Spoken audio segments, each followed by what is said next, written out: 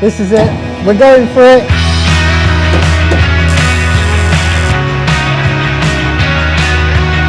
Now the fun stuff begins.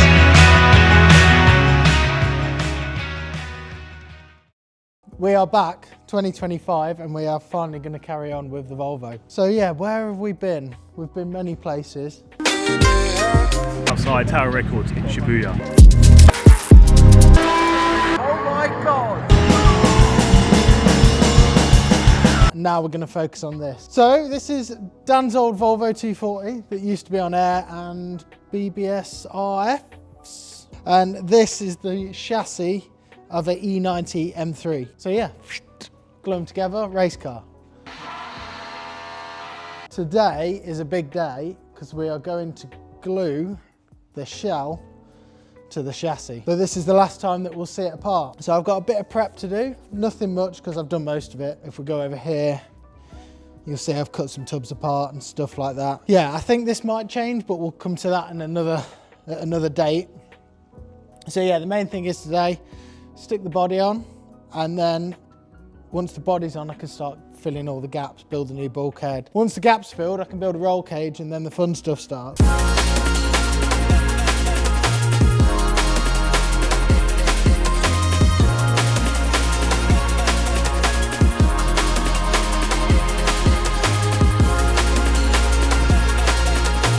This is it.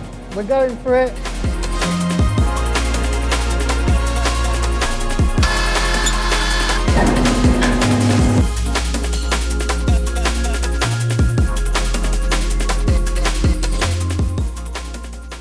Yeah, so we've put a beaded tiger seal between, come down here, between this and this structural guy here, because this sits on it. So we might as well put an extra bit of bonding on because it will just bond the two together. We won't get any squeaking. Not that it's going to flex anyway, but it's just an extra precaution. I say an extra precaution, it's an extra fix. Nah, you're lying, mate. No, it's just silicone together. The distance from this here to the face here is literally the same as this here to this here. So that is like original structure, which just sits in there lovely, and it's really tight, really snug. So now we've got the mole grips on, it pulls up nice. Just gotta pull them all up as I plug them up, and we'll be solid. A lot of this chassis was bonded together. So if you come around here, this bulkhead section here, this whole edge was bonded as well as plug welded, because then it gives a constant connection between the two panels. I think maybe they did it for potentially like gases from the engine bay going up as well. Yeah, not very nice to remove, very smelly. Yeah, so before I put the body on, I should have done these really, but repaired these little bits, both sides, because this come away when I was cutting all the body away and stuff. I'm gonna complete this section here along and return up. So I've got a nice flange return lip all the way up and over. I can then make the outer tub to plug weld onto that will go right out to the kit to support the kit as well. So yeah, it'll all look quite factory hopefully. Yeah, she's a bit rickety at the minute. Obviously putting it the cage is going to be the fun part. The cage will just fly together. I think the cage will probably only take a few days really.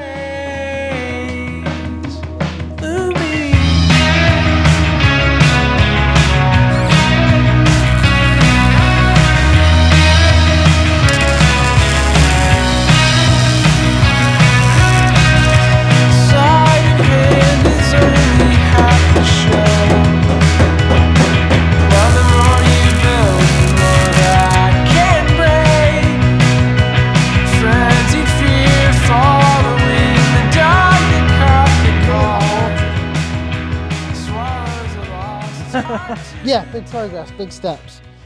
Now this is welded on, we can start to gap fill. So next step is I'm gonna start on the A section. So I wanna get the bulkhead built, get these closing panels made. Got nothing really to do here other than outer sills obviously, but internally there's nothing to worry about there. Maybe a stitch weld at the bottom of the B pillar. And then a few bits to gap fill here. And I'm not going to worry about the rear for now. I want to do the centre section because the sooner that's done, the sooner I can start putting the cage in it. So that's where we're heading next. But yeah, so we're going to go as in depth as we can into it.